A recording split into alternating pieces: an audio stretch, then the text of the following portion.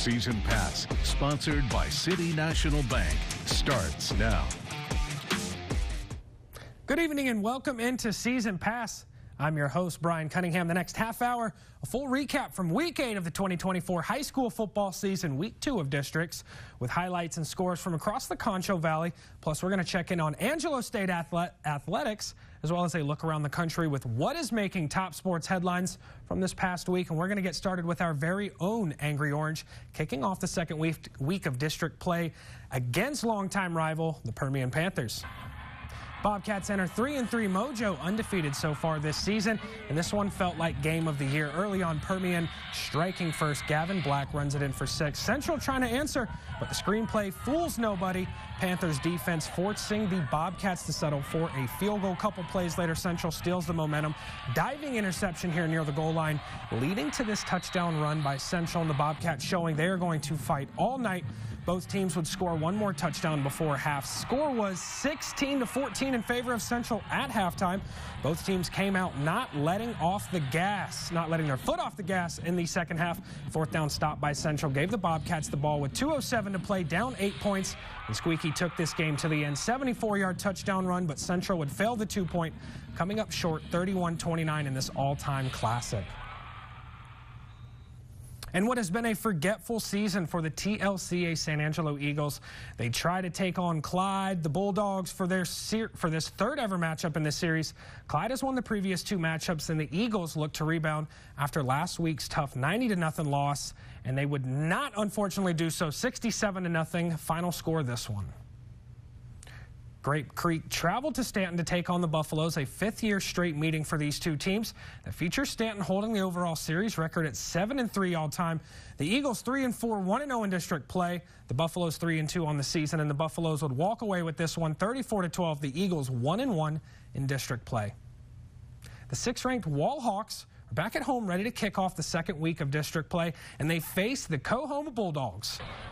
Hawks enter this game 6-1, winners of 5 straight. The Bulldogs, they enter this 4-2 on the season. First quarter action, running back Thomas Linos gets things started with a 2-yard run up the gut. 7-0 Hawks. Second quarter, and it's Brylan White to hit pay dirt this time as he punches it in from 5 yards out. 14-0 Hawks with 10 minutes to go in the first half. And still in the second, Brig Jones adds a 4-yard touchdown run, makes it 21-0 Hawks. 8 minutes to go in the first half, and later in the second, Thomas Lanos makes it a 28-0 run for the Wall Hawks. 3-yard run with this touchdown here. Wall Hawks win big, 48-6, now 2-0 in their district. Brady enters Week 8, 5-1 on the season. Coming up, district last week with a win. They travel to Eastland to face the Mavericks, who enter at 3-3, 0-1 in district in this series that hasn't been played since 2013, with the Bulldogs holding the overall series record at 4-1 all time. Bulldogs add another one, 47-7. Dogs now 2-0 in their district. Coming up next on Season Pass, we continue our coverage of high school football across the Concho Valley. 2 more Concho Valley matchups are set to face off when we get back. One of them entering match number 98 all time. Class 2A is up next. Don't go anywhere. This is Season Pass.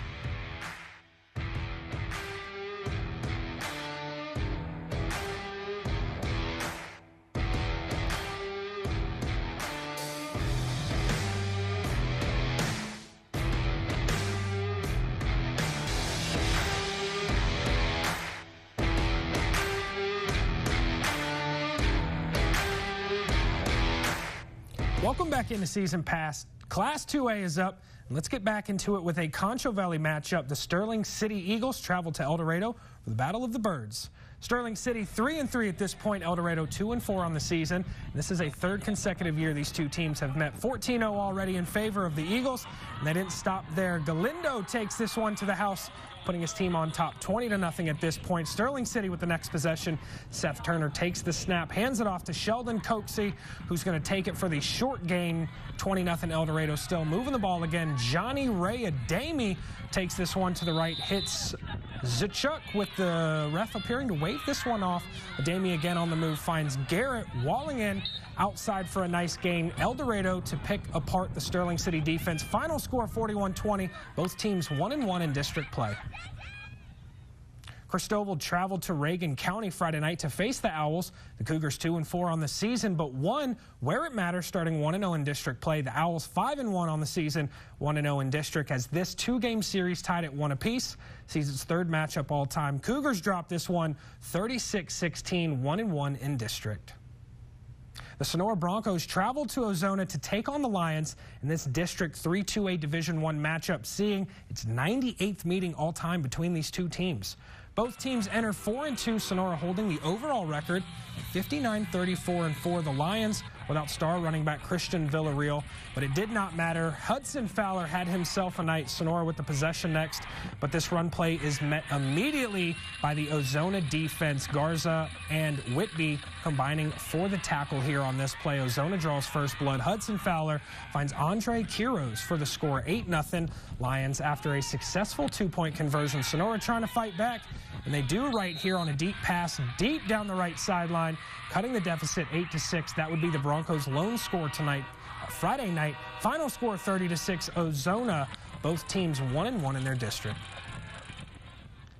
The 8th-ranked Mason Punchers went into Week 8 looking to keep their win streak versus their district opponents alive, and they have entered this game winning the previous 64 straight matchups in their district. 5-1 on the season, traveling to Harper to face a Longhorns team that is 3-3 on the year and 0-16 in the previous 16 matchups against Mason, and it wasn't close from the jump. 56-0 Mason, 65 straight district wins. The Bulldogs enter the second week of district play ready to rebound after dropping their previous 2 weeks. After a 4-0 start on the season, they traveled to Cross Plains to take on the Buffaloes, a 3-3 team, with both teams losing their first week of district play last week. Another blowout. Bulldogs win 1-1 in their district now. And to wrap up Class 2A, the Junction Eagles traveled to Bracketville to take on the Tigers. The Eagles enter 5-1 on the season versus a 4-2 Eagles squad. Both teams still undefeated in district play. 2-0 Eagles, 3-0 Tigers, and the Eagles would walk away with this one 38-14, 3-0 in district now. Coming up next on Season Pass, we continue our coverage of high school football across the Concho Valley with 2 more Concho Valley matchups when we get back. Class 1A is up next. Don't go anywhere. This is Season Pass.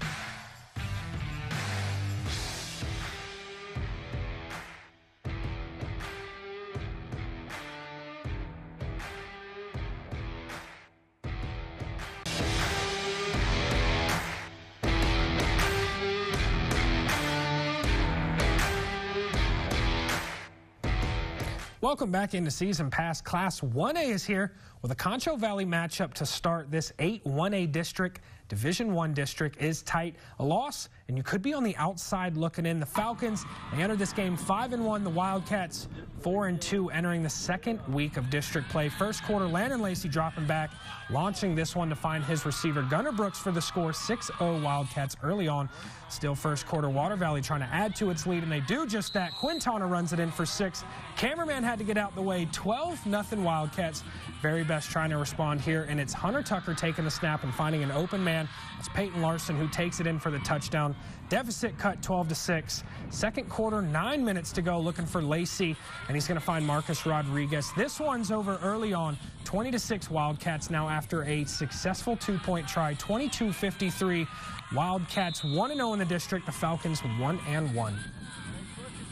Our next and final Concho Valley matchup feature stays with this District 8-1A Division I. Robert Lee traveling to Paint Rock. The Steers 5-2. The Indians 0-6. And this matchup first took place in 1932, but they haven't met since 2019.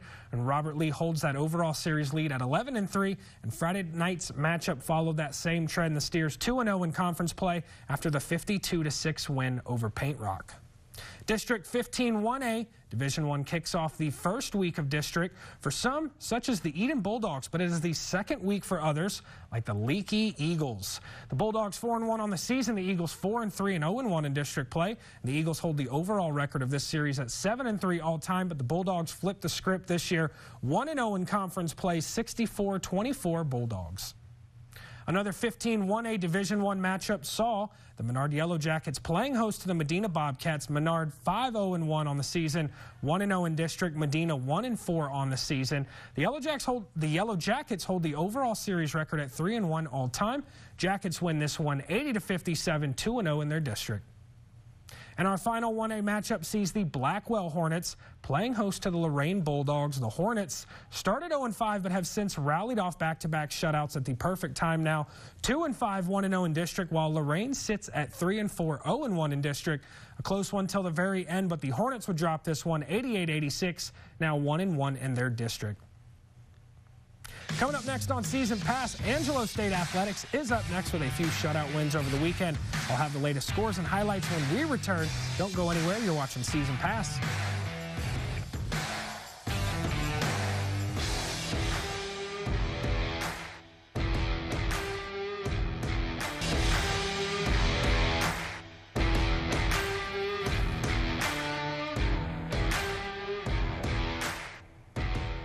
Welcome back in. High school football is done for the night, so it's on to Angelo State Athletics, who had a full slate of games all on the road this weekend, excluding one game.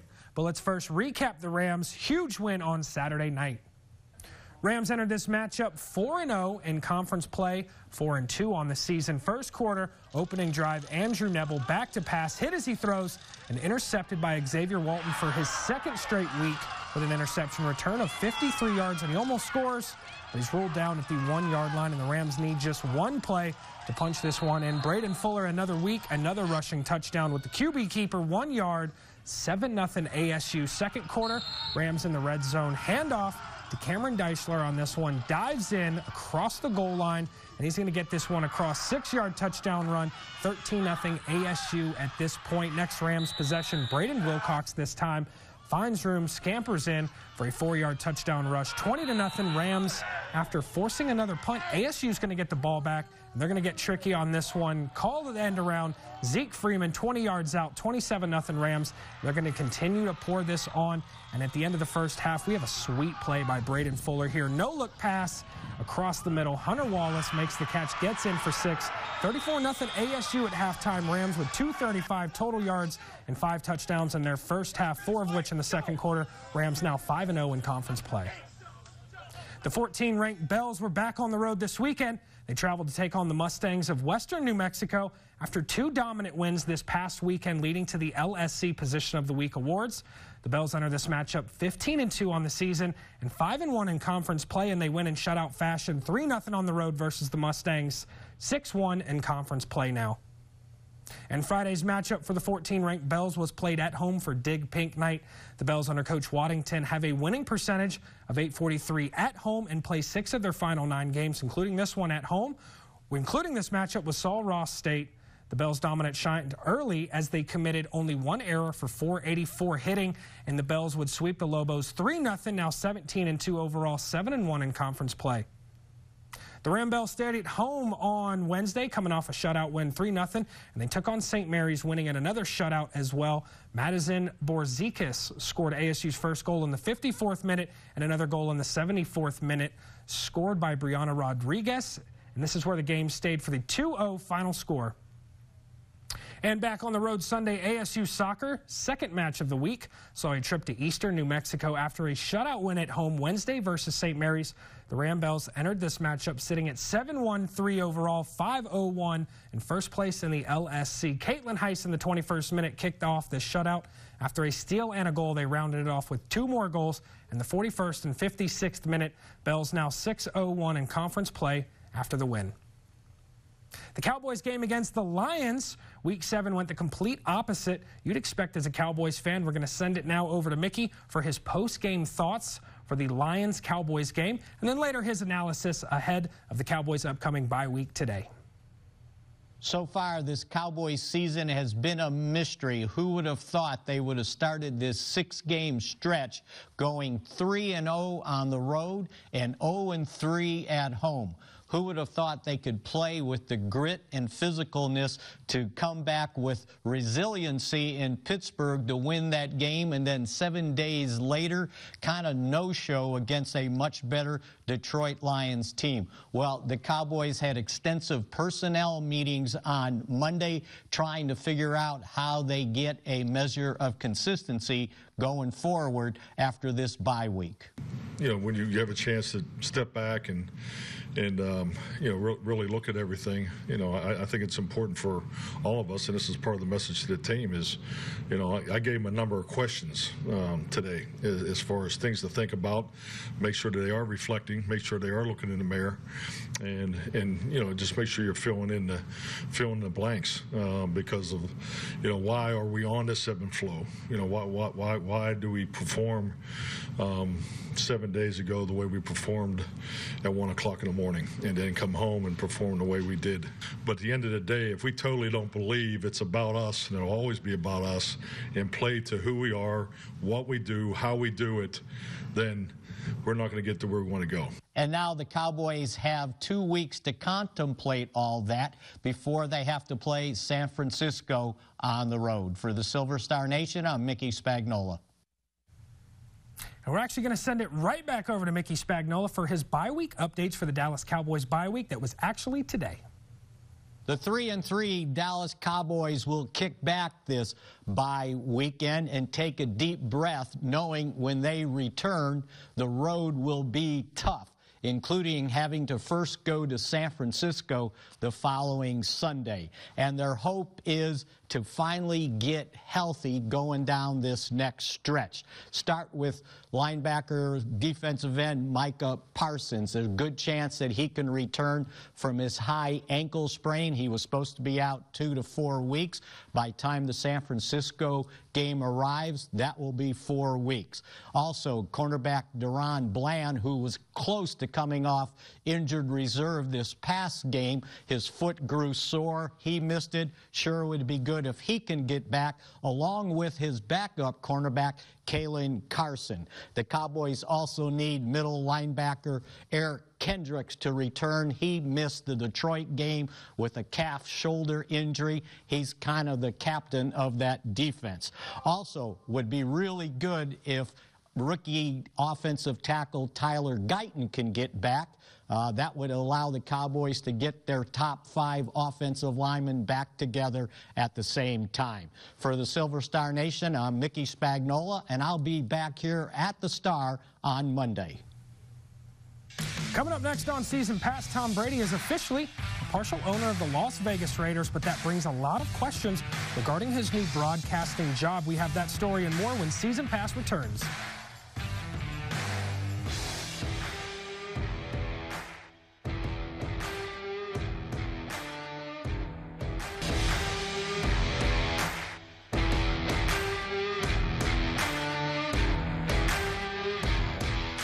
Welcome back into Season Pass. If you've watched any evening Fox NFL game on Sunday, you've probably seen Tom Brady calling NFL games in his new career since retiring.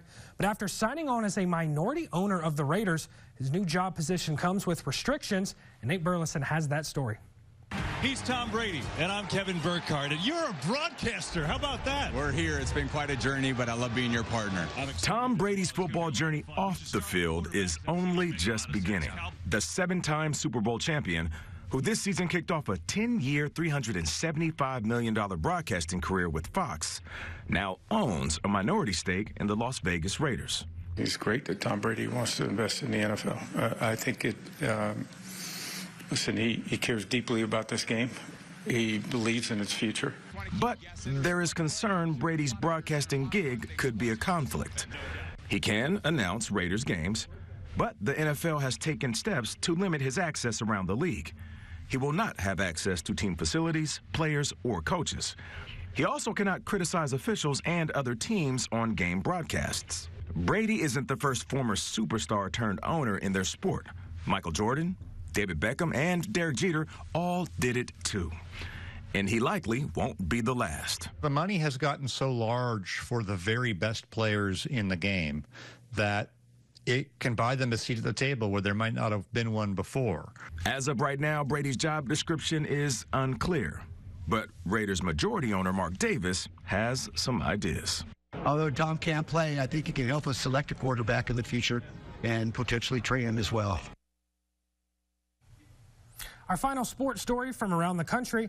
A group of cancer survivors received a free camping trip for an unforgettable experience. Kylan Hall has that story as well.